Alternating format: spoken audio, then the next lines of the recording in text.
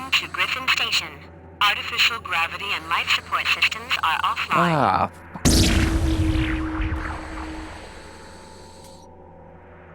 Okay, I'm not gonna lie, I'm not very good with geography, but I'm pretty sure I'm not on the moon right now, so immediately that's a loss of a win. Okay, no, seriously, I'll go back into it properly. No Man's Land was something they introduced in Moon where you would spawn in this little area that had no rounds and you'd be able to shoot as many zombies as you could with as much ammo as you have at that specific time before you were able to either leave, pack a punch, or buy the perk that was there. It was a very new and fun way to introduce people into the zombie map, and I really loved it. But in the starting area, you got the choice of two perks, which is either Juggernog or Speed Cola. And the best sort of players would be able to get at least one of these before they left. Being able to get Juggernog just through skill on round 1, it's a win on its own. And although I've referred to it as No Man's Land immediately, it is actually called Groom Lake, otherwise known as Area 51.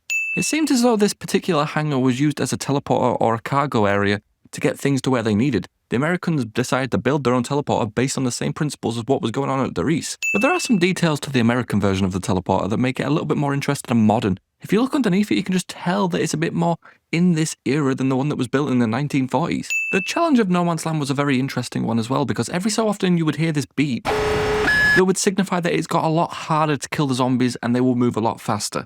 You even had hellhounds spawning during this to make it even harder. But one thing No Man's Land did was create competitions for how long you could actually last here, as at the end it would show you a timer for how long you'd lasted in that area, which was very beneficial for screenshotting purposes, as a lot of the time people would like to lie about how long they lasted. Ah, so that's why it's called Moon. Okay, technically speaking, this is not the starting room, which means that technically Moon is the first map to not have quick revive in the starting room since perks were introduced.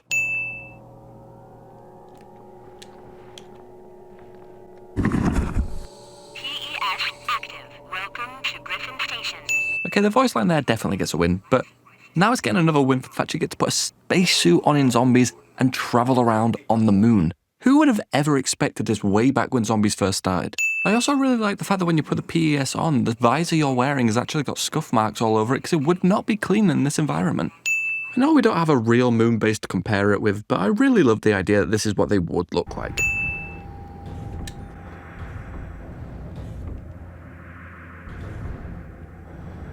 This has got to be one of the most surreal events in zombies. Opening up that door for the first time and going out to the surface of the moon and seeing the Earth in the distance is just crazy. And no, I did not miss that other detail there. The doors opening for you as you walk near them is just a beautiful detail also. And with it being set on the moon, obviously the gravity is a little bit off. Even the zombies have their own animations for flying through space and jumping at you. In that previous clip, you'll have also seen the astronaut. Now, the astronaut was one of those characters that was just chasing you around the zombie map, similar to George, except the astronaut was not truly a threat. It would teleport you by headbutting you out of existence for a few seconds, and that was amazing. That was something so different and so unique, and that is something special to this map. But there's some interesting trivia to the astronaut, such as if you were playing on console back in the day on Xbox 360 or PS3, the name above his head would be one of your friends on your friends list, so it was like they were playing with you as the enemy. And let's say you didn't have any friends and you were playing on PC, the name above the head would be one of the Treyarch developers, including people like Jason Blundell.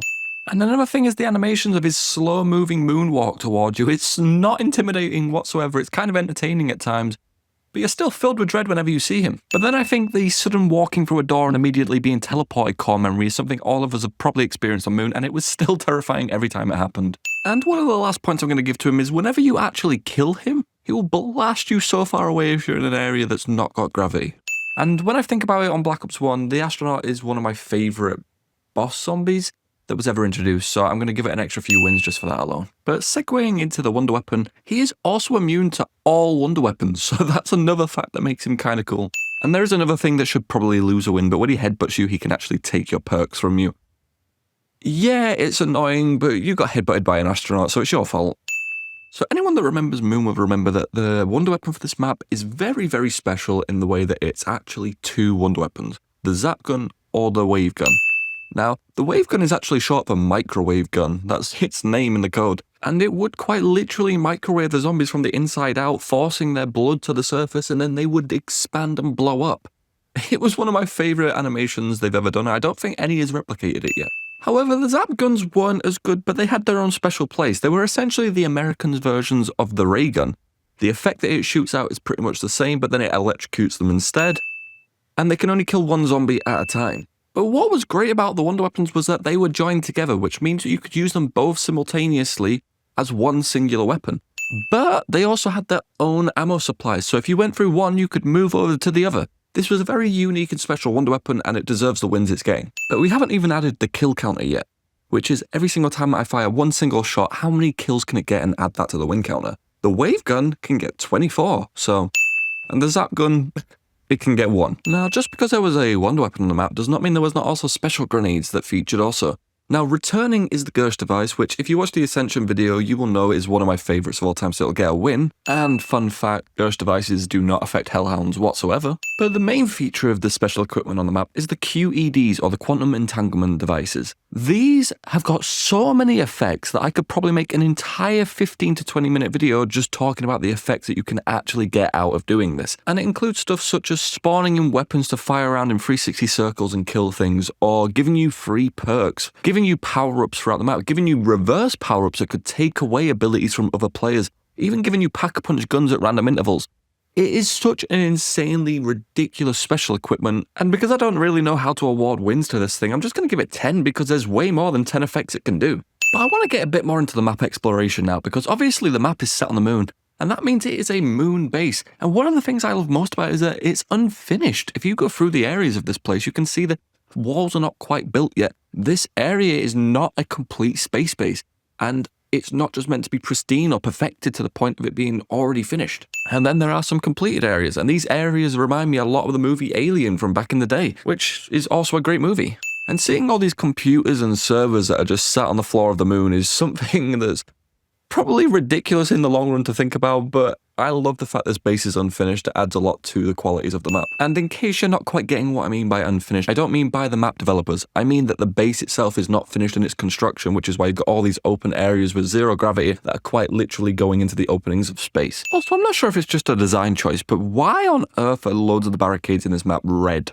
I really couldn't figure that out, but I liked it. And eventually we come to the centerpiece, the power room, or the antechamber, whatever you want to call it, where obviously it gets a win for having a simple power switch, but then behind it you have this giant alien-looking pyramid and you have no idea what the hell is going on surrounding it. But before I touch on that, I just want to quickly talk about the power. When you turn the power on, gravity gets restored to certain sections of the map, but that can also be taken away by some other features I'll talk about later. But one thing I really love is that turning on the power actually adds a more eerie tone to the starting room with this little yellow light going around the map. It also then keeps oxygen into specific areas, but it can be taken away. In the starting room, if you break any of the windows, you immediately lose all the air, except from this little suction hole, which is weird. But we'll accept that. Anyway, back to the weird space alien pyramid-y thing. You know at this point there are Easter eggs in the storyline, and this is probably going to be part of that. But it does its job very well of telling you we are in a different era of zombies going forward. This is where we're going at. And you would think this would be the end of the line of the exploration, but no, the map gets even more insane and so much better. The next rooms you'll go into is the laboratories, and in this area is the only area in the map that Nova crawlers can actually spawn from, which kind of begs the question of, is this where Nova crawlers truly got experimented on and created? Who knows? But when I was younger, this area always filled me with absolute dread, knowing the Nova crawlers could come at you at any moment, and they can teleport, by the way. They aren't the same as they used to be. But also, this is a very tight-knit area, and it's very scary to be in. And now, from the laboratories, there are 2 doors to choose from, and it doesn't matter which one you pick, you're going to be amazed either way. You can either go left onto the surface of the moon itself and kill zombies out there for as long as you want, or alternatively, you can go right into the biodome, which is one of the most beautiful and most spectacle-driven areas that's ever been placed into zombies. You are in a forest on the moon. And I hope I'm not alone in saying this, feel free to comment below, but I feel like most players probably played most of their time in the biodome area, where the gravity would get shifted off by the excavators once they came in, and you could jump around and fly all over the place for fun.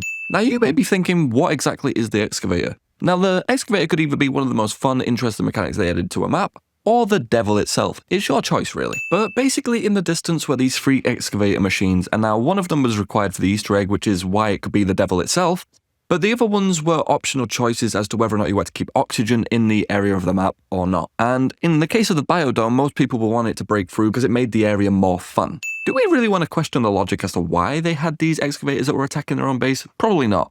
But Every 5 or 6 rounds or so, you would get a PA on the intercom that would tell you that you needed to go and stop one of these excavators. And then we get into the next part, the hacker. Okay, if you thought the QEDs and the Gersh devices and the wave gun and the zap gun were a bit too much, this is an insane piece of equipment, and let me tell you why. To give you the shortened summary, if it's in the map, you can hack it. And by hack it, I mean everything in the map has this new effect that the hacker can do to it. Such as if you were using on the mystery box, you can make it re-roll what was in the mystery box for a cheaper price.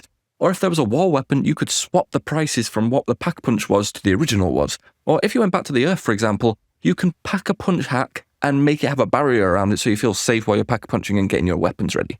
It genuinely was one of those tools that is insane, and I'm not surprised it never returned into future iterations of zombies, because it was too overpowered. In fact, it was also used for Easter egg strategies and high rounds. If you did it on a power-up drop, for example, if you have 5,000 points, you can always turn that into a max ammo, which was a high round player's dream. And when I say it was useful for Easter egg strategies, you could even open up doors. Now, it would take 32 seconds per door, but you could open them for 200 points each. But in my head, the main use for it was to stop the excavators from blocking off pathways around the map. Yes, this looks very cool from a distance like this, but it actually causes you so many annoyances if you don't stop them. And just a small note in regards to the excavators, they can actually sort of soft lock you throughout the map, where if you're on the wrong side of it, the only way to get to the other one if all the excavators have come down is to be teleported by the headbutt of the astronaut. Which is kind of special, so I'll give that a win because it's fun.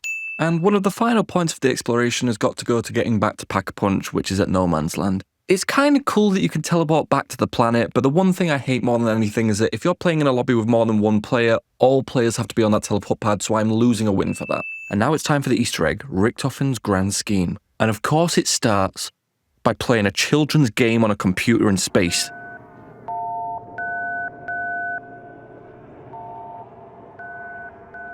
Yes, this is the ending to those 3 Easter eggs that we've just completed, Simon says. Okay, now seriously, the Easter egg for Moon is one of those that is either hit or miss with most people. You have to wait for the Excavator 6 to come down, which can take up to round 21, even further if you keep on doing all the excavators, but it can be one of the most annoying and draining tasks in the world. But you will have some fun steps, like having to hit this ball around the map and find it. I really enjoyed that. And also there's a part where it gets stuck up here and you need to throw a grenade, but there's actually a grenade wall by in the room to hint at that, so I also really enjoyed that. But finishing off that step, you'll eventually have to get kills around this canister and pull on the power switch that's on the wall. Yes, there's a second power switch, so... And then you will get to meet Samantha for the first time properly, and it'll have this ethereal music that goes on as you do it, and it's really wondrous to the ears.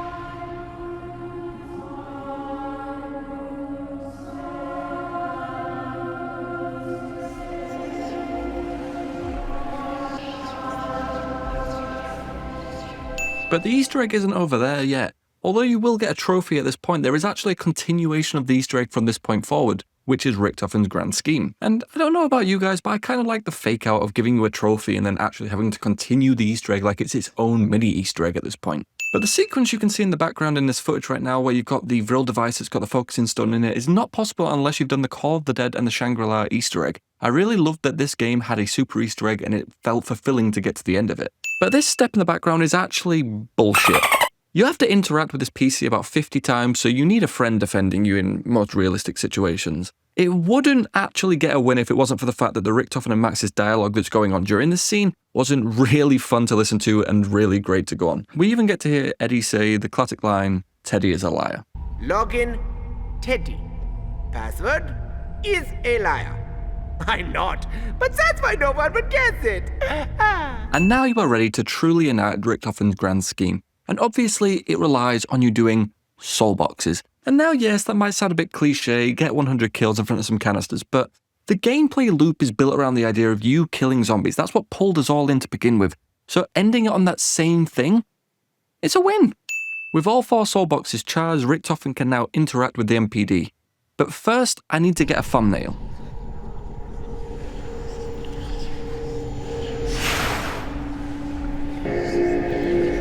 Perfect.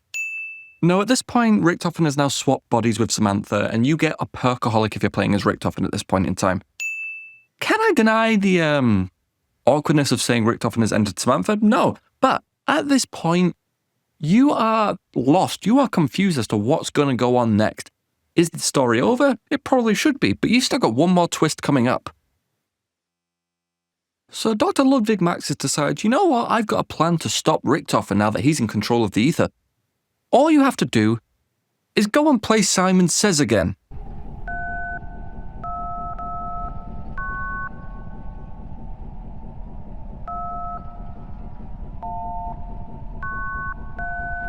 Security matrix override. Okay, let's finish this Easter egg. After this moment, 3 Element 115 rockets are going to fire into the sky. In fact, I'm just going to leave it on the screen.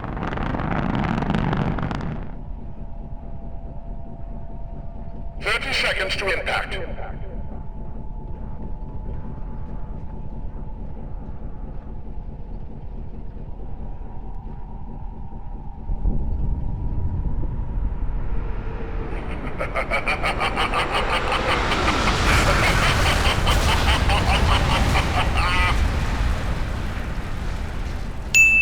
If you could find me one person alive that thought the moon Easter egg would end with you blowing up the Earth, I'll give you whatever you want. But holy shit, this was so unexpected at the time. You could never have seen this coming. And now you want to know where the story's going to go next, if there's even going to be a story. There could not have been a better cliffhanger to end the map on than this. And the animation of the Earth exploding, it goes on for over 30 minutes in slow motion. But the party doesn't stop there. The Easter egg is over, but if you make your way back down to Earth, because you can teleport down there, the whole Earth will look broken, foggy, and shattered with this orange glow. Now, funnily enough, in the footage I'm recording, the map actually glitched, which is a possibility of happening where the skybox takes the one from Moon. But it still looks amazing. The footage I'm showing here is what it should roughly look like. I've used a quick few mods to get it there, but it might not be perfect. Now that the Easter egg is over, I'm going to go back into the map a little bit more. One of the things I didn't touch on, but does happen as part of the Easter egg, is that when you get this perkaholic, you actually get it permanently other than your quick revive. Every time you go down, you will be able to get straight back up with all your perks. Another thing is that this map is a massive lore dump. There are 11 audio reels / radios you can go listen to on the Black Ops 1 version, and it pretty much gives you the backstory behind the entire base and what they were trying to do, what this base was actually there for. It was all planned and intentional, and the story is pretty much written out throughout these radios. I'm going to give it 11 wins for that. But my personal favourite audio reel has to go to this one, which is actually directly linked to Richtofen's conversation in Der Eisendrache with Groff. Eagle's Nest, this is Griffin Station. We have an update. Over. Dr. Groff, have you made any progress? And there's another note I want to give about the anti-grav, which is any projectile is affected by this. So grenades, if you throw them during that, they will just go as far as they want. Even the blood that comes out of zombies is also affected by this, where you'll see that it floats in the air longer than it usually would. Okay, the space teddy bear's getting a win immediately, but this map actually has 4 music Easter eggs, believe it or not. So I'm going to give it 4 wins. Although 3 of them are essentially just remixes or 8-bit versions, there is an original, which is Elena Seigman and Kevin Sherwood with Coming Home. Now and death, bring me back. All that I am will be coming home now. I'm becoming real now with all I am.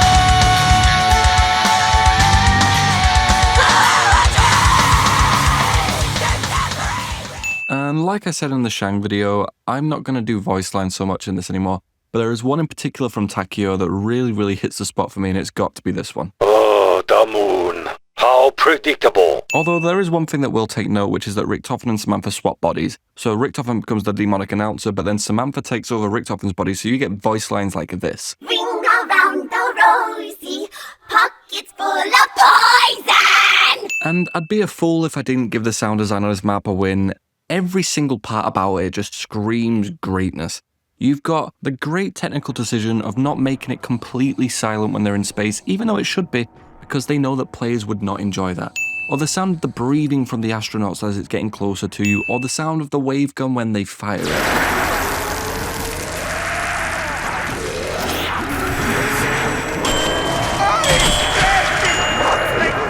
But my personal favourite has to go to the base announcer. Please activate PES.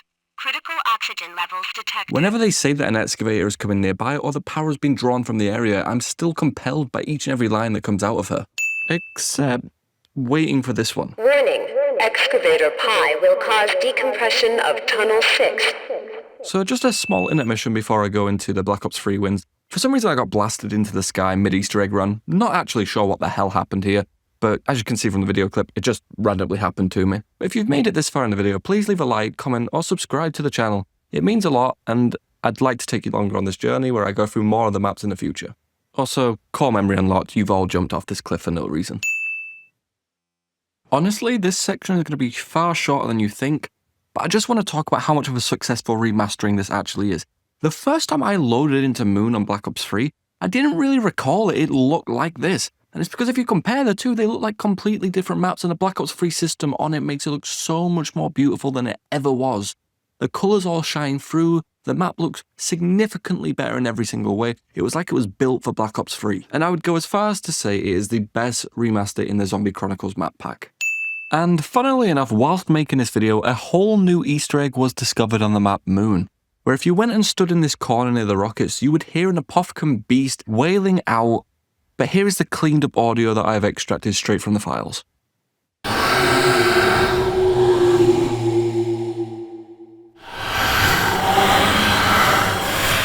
And funnily enough, there might actually be more to it, because although these noises do exist in those files, there also exists the idea of bursting the apothecary.